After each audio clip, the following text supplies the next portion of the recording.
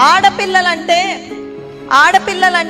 10వ తరగతి దాకా చదివించేద్దాం, ఆ తర్వాత వాళ్ళకి పెళ్లిళ్ళు చేద్దాం, ఆ తర్వాత పిల్లలు వాళ్ళ జీవితం బాగుపడుతుంటే ఆ జీవితంలోనే మనం ఆనందం చూసుకొని బ్రతకాలి అన్నట్టుగా ఉండేది ఒకప్పుడు ఆడవాళ్ల సంగతి.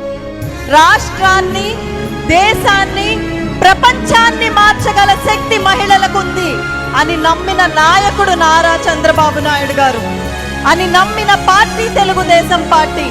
ఈరోజు ఆడవాళ్లకు ఆస్తిలో సమాన హక్కైనా, 33% రిజర్వేషన్లైనా, మనందరికీ ఇష్టమైన డ్వాక్రా పథకమైనా, దీపం పథకమైనా, తల్లి బిడ్డ ఎక్స్ప్రెస్ అయినా, అన్న అమృత హస్తమైనా, ఇలా చెప్పుకుంటూ పోతే ఈరోజు రాత్రి దాకైనా చెప్పచ్చు. తెలుగుదేశం పార్టీ మహిళల పక్షపాతి అని చెప్పడానికి ఎన్నో ఉదాహరణలు ఉన్నాయి. చంద్రబాబు నాయుడు గారి కంటి వెంట కన్నీళ్లు చూసిన ప్రభుత్వం ఈరోజు మనం ఖచ్చితంగా కూలదోయాలి. చంద్రబాబు నాయుడు గారి నుంచి ఏదైతే చూడకూడదు అనుకున్నామో ఆ వ్యక్తిని, అంత నిజాయితీగా బ్రతికిన వ్యక్తిని జైలు గోడల మధ్యలో నిర్బంధించిన ఈ ప్రభుత్వాన్ని రాష్ట్రం నుంచి పరిగెత్తి పంపించాల్సిన బాధ్యత మనందరి మీద ఉంది.